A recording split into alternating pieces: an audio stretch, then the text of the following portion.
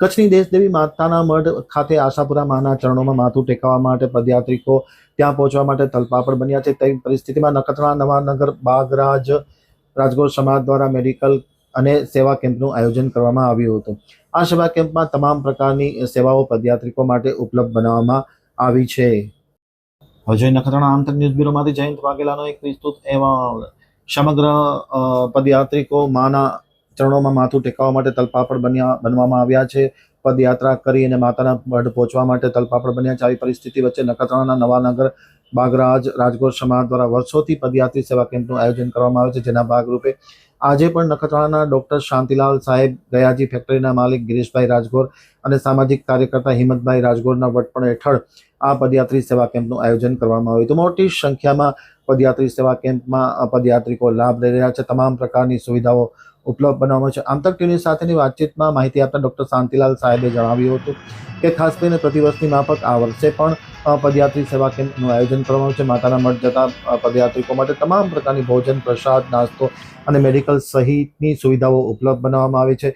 લોકો શાંતિથી આરામ કરી શકે તે માટે એ પણ વ્યવસ્થા કરવામાં આવી રહી છે.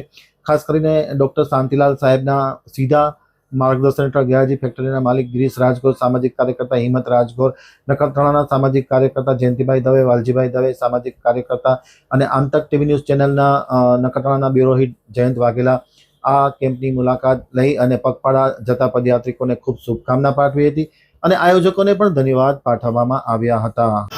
રાજગોર સમાજનો પ્રમુખ મૂર્તિ રામજી નાકર આ કેમ્પ ચાલુ કર્યો 2001માં. ત્યાંથી કરીને આજથી સુધી સતત ચાલુ રાખ્યો છે અને પગપાળા યાત્રીઓ જે અહીંથી જાય, વિસામો લે, દવા હોય, દવા દારૂ કાંઈ પણ જોઈતી હોય તો એ પણ ગોળી કે આ કે તે બધું થતું હોય અને પગપાળાને પાણી, ચા, નાસ્તો, જમવાનું બધું ઉપલબ્ધ છે અને એ હર હંમેશા જ્યાં સુધી બની શકશે ત્યાં સુધી ચાલુ રાખશું. આજ વર્ષોથી તમે આ કેમ્પમાં સેવા ભજવી રહ્યા છો રાજગોર સમાજ દ્વારા, તો યુવા માટે તમે શું કહેવા માંગો છો? આજની યુવા પેઢી છે એ પણ આ થકી અત્યારે કેમ્પ ચાલુ છે એના થકી પ્રોત્સાહન એ લોકોને મળે અને ધર્મનું કાર્ય વધે એ પ્રમાણે અમારી નેમ છે.